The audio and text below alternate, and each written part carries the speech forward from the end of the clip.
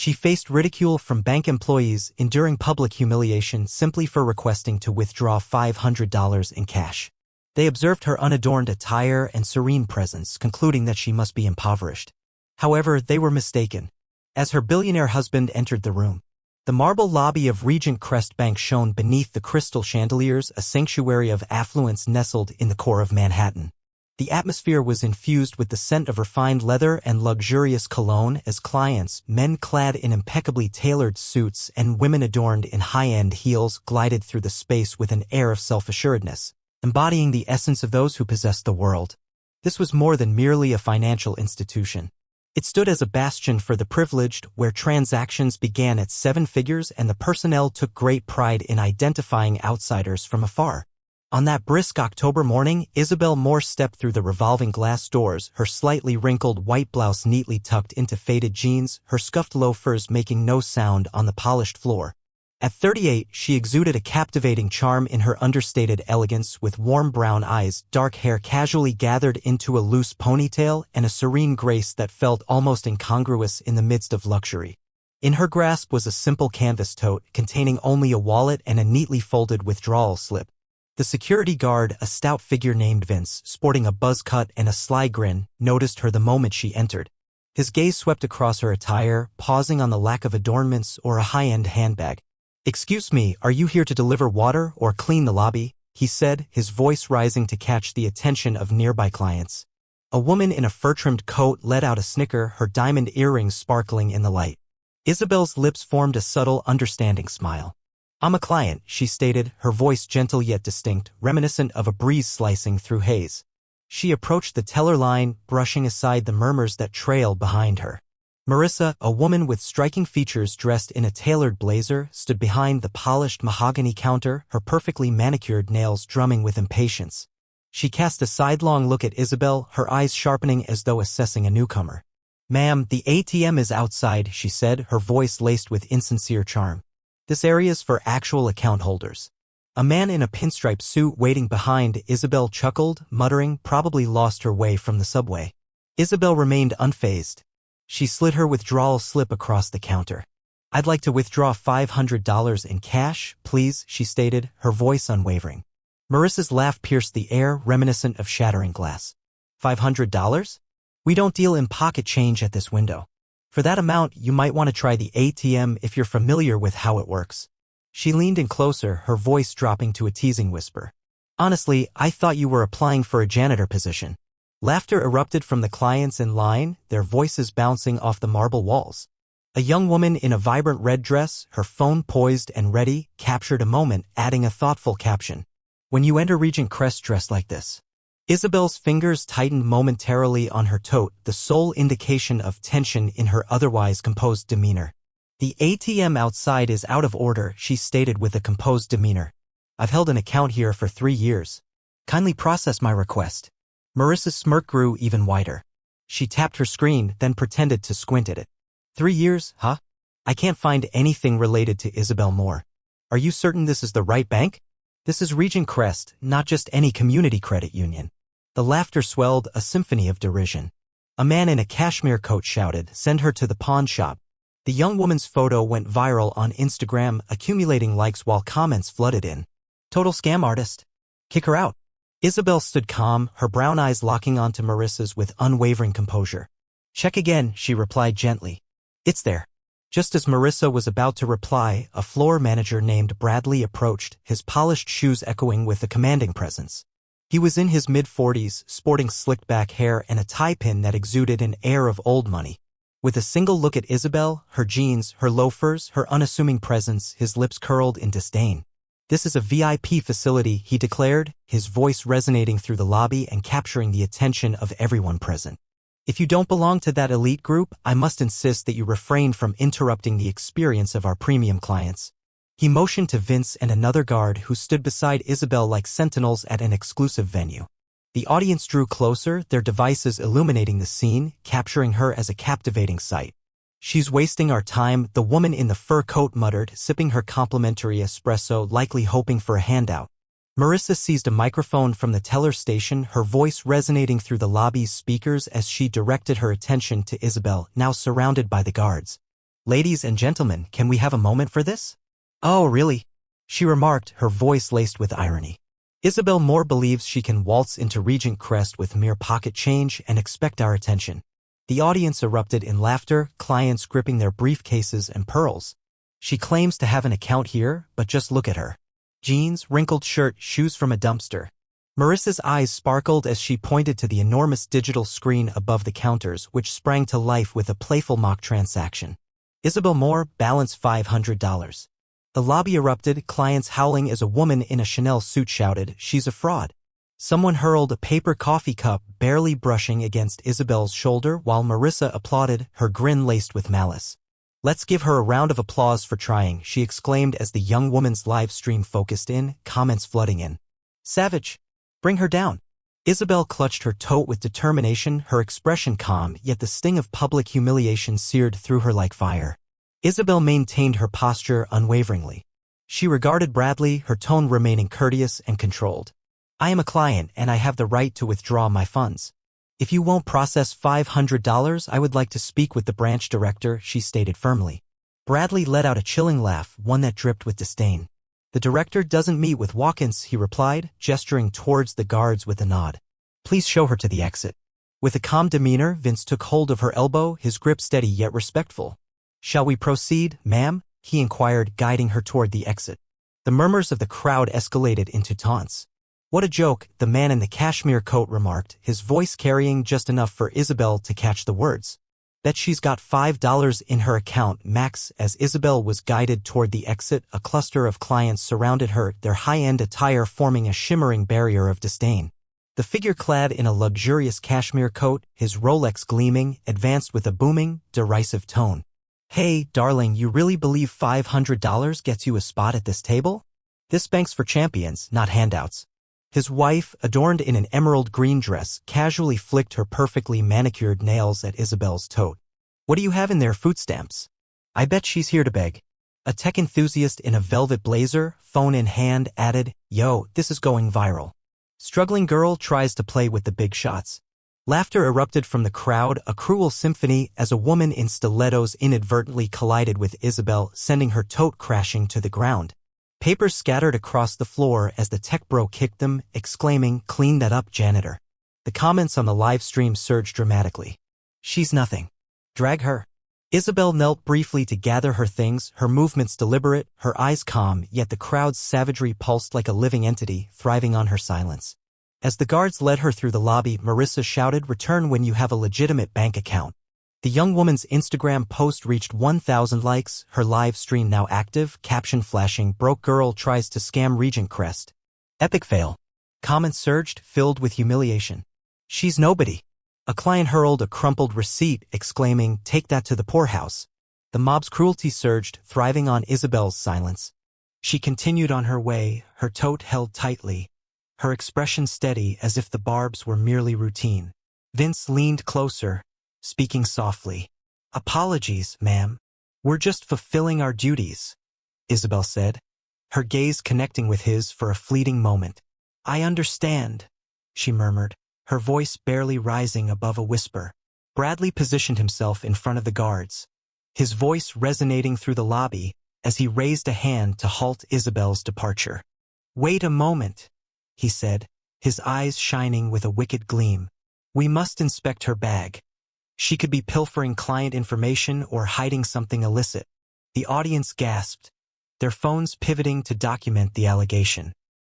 "I've encountered her kind before," Bradley pressed on, his voice commanding.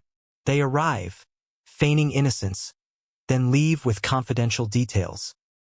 He yanked Isabel's tote from her grasp, spilling its contents onto the counter. A wallet, a pen, a crumpled withdrawal slip. "Check out this nonsense," he derided, lifting the slip for everyone to observe. $500? You're a thief, not a client." The clients shouted. "Search her. She's a threat." Vince paused, but Bradley urged him forward, and the second guard searched Isabel in plain view of the crowd, her blouse crumpling more under their touch. The live stream comments exploded. "Criminal. Lock her up." Isabel stood unmoving, her gaze unwavering. Yet the baseless claim pierced her like a public execution. The revolving doors loomed ahead, heralding her impending exile. The live stream reached 5,000 viewers, the young woman's voice filled with joy. "This is Isabel," nobody believing she could compete with the big leagues. She scoffed, focusing intently on Isabel's worn-out shoes. As Isabel approached the doors, Marissa leaped onto the teller counter, her blazer flapping open, her phone broadcasting live to her personal account. "Listen up, everyone. This is the reality check for those who believe they can pretend at Regent Crest," she exclaimed, focusing on Isabel's back. Isabel Moore, folks, the reigning champion of illusions, thought she could deceive us with her thrift store style and extravagant aspirations. The audience erupted in applause, their laughter crashing like waves, as Marissa shifted her focus to Isabel's worn shoes. "Bet she's got a cardboard box waiting outside." A client tossed a pen, striking Isabel's leg, and Marissa erupted in laughter. "Keep going, folks. She truly deserves it." The live stream reached 15,000 viewers, with comments pouring in, "Pathetic. Make her cry." Marissa leaned forward, her voice dripping with malice. "Don't ever come back, Isabel. You're not our kind." Isabel's steps remained steady, her tote held firmly, yet the worldwide scorn seared her, a scar etched by Marissa's malice. "Bet she's sleeping on the street tonight." Comments erupted. "Disgrace. Ban her." A client shouted. "Ensure she trends for failure." The online world consumed her humiliation, memes already spreading. Isabel advanced with calm determination, yet the sting of mockery lingered, an invisible scar. Suddenly, the door swung wide. A fleet of black SUVs came to a jarring stop outside, their darkened windows glinting in the morning light. The crowd stood still, phones held aloft, laughter caught in their throats. Leonard Voss emerged from the front vehicle, his presence striking like a thunderclap. At 45, he embodied a quiet strength, tall and broad-shouldered, with piercing blue eyes and salt and pepper hair. His charcoal suit was tailored to perfection, yet it was his presence, serene and resolute, that hushed the room. The world recognized him as the architect of Voss Core Capital, a financial powerhouse boasting $5.1 billion in assets at Regent Crest alone. He moved like a specter in the public sphere. His name murmured in boardrooms, his visage seldom glimpsed. The lobby fell into a hush, the buzz of affluence giving way to a stunned silence. Leonard entered with purpose, his footsteps measured, dismissing the gasps around him. A client murmured, "Is that Leonard Voss?" Another hissed, "He never shows up anywhere." Marissa's face drained of color, her nails halted in mid-tap. Bradley's tie pins appeared to constrict him, his mouth moving in a futile rhythm reminiscent of a fish gasping for air. Leonard averted his gaze from them, making his way directly to Isabel, who lingered just within the entrance, her tote clutched tightly against her. His gaze gentled as he approached her, his fingers lightly grazing her shoulder. "You all right, Belle?" he inquired, his tone hushed, intended solely for her ears. She nodded, her smile subtle yet inviting. "Always Len." He faced the crowd, his hand lingering on her shoulder, and elevated his voice, each word cutting through the air like a sharp edge. "I wish to withdraw $5.1 billion in cash," he stated, his demeanor steady yet resolute. Immediately, the atmosphere became tense. Marissa's screen flickered, her hands shaking with uncertainty. Bradley's knees gave way, his complexion ashen. The client's phones dropped, their confidence evaporating. A woman dropped her espresso, the cup shattering on the marble. The live stream surged to 10,000 viewers, comments flooding in. "What? He's with her?" The young woman's phone vibrated, her caption altering. "A billionaire just walked in?" Leonard's eyes scanned the lobby, landing on Marissa, Bradley, and Vince. "And while you're at it," he continued, his tone growing more severe, "I request the closure of all accounts associated with Voss Core Capital. Personal, corporate, trust funds, everything. Effective immediately." He paused, allowing the weight of his words to settle in. The woman you just humiliated? That's Isabel Moore, my wife. A wave of shock swept over the crowd. Marissa's jaw dropped, her blazer feeling uncomfortably snug. Bradley grasped the counter, his tie pin shimmering ineffectively. The woman in the fur coat gasped, her diamonds now glaringly ostentatious. The live stream reached 20,000 viewers, with comments erupting, "She's his wife. They're finished." Isabel stood beside Leonard, her quiet presence resonating more than any words could convey. She required no defense, her elegance spoke for itself. Bradley faltered, his voice trembling. "Mr. Voss, sir, there's been a misunderstanding." Leonard interrupted, his gaze sharp and unwavering. "You ridiculed my wife for taking out $500. You referred to her as a nobody, attempting to eject her from her own bank." He gestured towards Isabel. "Show them, Belle." Isabel stepped forward, her brown eyes steady yet ignited with a subtle intensity. She extracted a solitary card from her tote, a sleek matte black piece devoid of any name, featuring only a crest. She passed it to Marissa, who clumsily handled it, her hands trembling as she slid it through the reader. The display flickered, digits racing by quicker than she could comprehend. Marissa let out a sharp intake of breath, her words scarcely rising above a whisper. 500 million. In her personal account, alone? The crowd gasped, a wave of disbelief washing over them. "She's got more than all of us." The man in the cashmere coat murmured, his complexion drained. Isabel moved to the heart of the lobby, her creased blouse standing out against the surrounding turmoil. She turned to Marissa, her voice gentle yet sharp, slicing through the chaos like a knife. "You ridiculed me for $500, she declared, her brown eyes aflame. "However, let's give this a shot. I demand the entirety of my accounts, $500 million, along with the trusts, the investments, and everything else associated. Transfer it out now." The crowd inhaled sharply, clients gripping their phones as Marissa's screen illuminated with Isabel's portfolio, showcasing billions in assets, stocks, and real estate. "That's impossible," Marissa stammered, her blazer wilting under the weight of the moment. Isabel's smile, though faint, held a fierce intensity. "You made it personal," she declared. "Now I'm making it permanent." Clara displayed the transfers on the lobby screen, billions disappearing from Regent Crest's records. The clients' expressions turned ashen, their fortunes linked to the bank's downfall. The comments in the live stream changed direction. "She's a queen. They're finished?" Isabel signed the final form, her signature a guillotine as Marissa fell to her knees, her career shattered by the woman she dismissed as a nobody. Isabel's voice carried a gentle clarity. "If you won't process $500 because it's too small," she said, "then I'd like to withdraw $500 million immediately."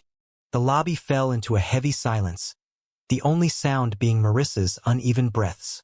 Bradley's knees buckled, and he propped himself against the counter, murmuring, It's not possible. Not that much liquidity." Leonard's lips formed a subtle curve, a smile that failed to illuminate his eyes. "In that case, you'll discover a path," he remarked. "Or Regent Crest forfeits all of Voskar's investments. It's your decision." He gestured toward a woman in a sharp gray suit who had entered behind him, Clara, his chief of staff, her tablet already illuminated with information. "Clara, initiate the transfers. Transfer all assets to our offshore accounts. Immediately." Clara's fingers danced across the keyboard, her expression a study in concentration. The audience remained silent, tension thick in the air as bank executives rushed into the lobby, their faces drained of color. The branch director, a silver-haired man named Edward, hurried forward, his tie slightly askew. "Mr. Vosk, please," he implored, his voice quivering. "We can resolve this." "There's no need to dash." Leonard raised a hand, silencing him. "You had your chance," he said. "You decided to humiliate my wife. Now you must face the repercussions." Edward turned to Isabel, his gaze filled with desperation. "Mrs. Moore, I sincerely apologize. We didn't know." Isabel's gaze remained firm, her voice soft yet resolute. "You didn't have to know who I was," she remarked. "You should have treated me like a person." Bradley lunged at Isabel, his slicked-back hair coming undone, his voice rising with a frantic urgency. "Mrs. Moore, I implore you," he pleaded, sinking to his knees before the gathered crowd. "I was unaware. I believed you were, we all believed that." His tie-pin fell to the ground, his hands trembling. "Please, don't do this. You'll bring about our downfall," Isabel stated, her gaze steady and resolute as she looked down at him. "You destroyed yourself," she whispered, "when you formed an opinion of me without truly understanding." Leonard advanced, his tone icy. "It's over for you, Bradley. Clara, ensure his name is marked. Every financial institution, every executive suite. He's unemployable." Clara nodded, her tablet lighting up as she processed the order. The crowd gasped, clients averting their eyes from Bradley's defeated posture. The live stream documented his disgrace, comments flooding in, "Justice? He deserves it," Bradley sobbed, his career reduced to ashes as the woman in the fur coat murmured softly. "He brought this on himself." Isabel's silence was her strength, her dignity a regal presence. The words fell heavily and Edward's shoulders drooped, his dominion disintegrating beneath her subtle strength. Marissa's screen emitted a sharp beep, a crimson alert illuminating the display. "The transfers are beginning," she stuttered, her voice trembling. "Billions. Everything is in motion." The clients inhaled sharply, their fortunes intricately linked to the stability of Regent Crest. The man in the fur coat remarked, "This will tank the stock." The young woman's live stream surged to 50,000 viewers, her phone trembling as she whispered, "They're shutting down the bank." Leonard glanced at Isabel, his anger softening into something more gentle. "You didn't have to come here," he said, his voice low and intimate, "meant just for her." She smiled, her fingers brushing against his arm. "I had the desire to. For us." She moved to a nearby desk where Clara had arranged a tablet.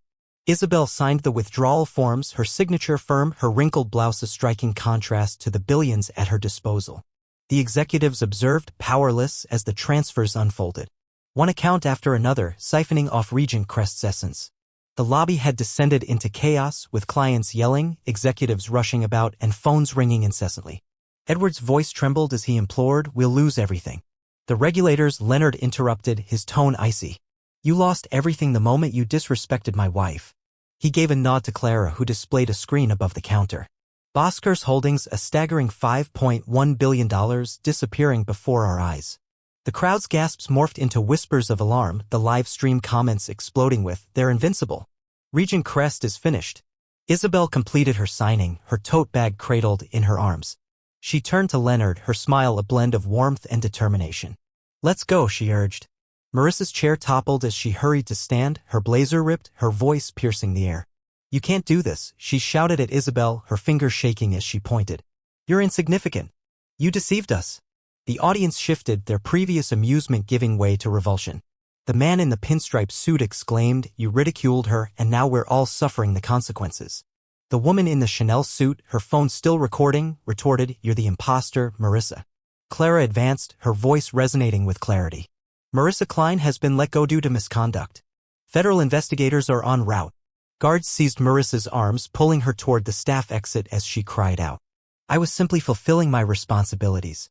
The live stream reached an impressive 100,000 viewers, with comments pouring in. "She's done for. Isabel's a legend." Clients started withdrawing their accounts, their cries resonating as Regent Crest's downfall intensified. Isabel observed, her tote clutched tightly, her quiet demeanor a reflection of her resilience as Marissa's reality crumbled around her. He grasped her hand, and together they strolled toward the doors, the sound of her loafers echoing on the marble while his suit lingered as a dark silhouette beside her. The throng shifted, their previous disdain transformed into wonder. Marissa sank into a chair, her blazer wrinkled, her professional life in shambles. Bradley's tie-pin fell, clattering on the floor as he muttered, "We're finished." The young woman's phone dropped, her live stream abruptly ending as the reality set in. Outside, the SUVs idled, their engines humming. Isabel and Leonard entered the lead vehicle, the doors shutting with a gentle thud. The convoy departed, casting Regent Crest into turmoil. Within hours, the headlines erupted. The stock of Regent Crest nosedived by 40%, federal investigators flooded the branch, and Marissa, Bradley, and Edward found themselves suspended while a review was underway. The internet erupted, with Nat Hartisabel Moore and #BankMeltdown trending worldwide. Videos showcasing Marissa's ridicule, Bradley's hubris, and Isabel's subtle victory went viral, accumulating 30 million views. The woman once dismissed as insignificant had brought a powerful empire to its knees. Isabel turned away from the chaos. In their serene upstate home, she traded her blouse for a cozy sweater, preparing dinner while Leonard arranged the table. They shared gentle laughter, their fingers grazing, a testament to their unyielding connection. She entered the arena of scrutiny and emerged with newfound strength, not through conflict, but by remaining authentic. This day would be etched in memory, not for the wealth or the controversy, but for the woman who confronted the masses and demonstrated the true essence of power. Isabel Moore required no validation from them. She was sufficient. This transcends mere narrative. It's a call to awareness. Don't let this opportunity slip away. Engage by liking, sharing, commenting, and subscribing to keep the momentum going.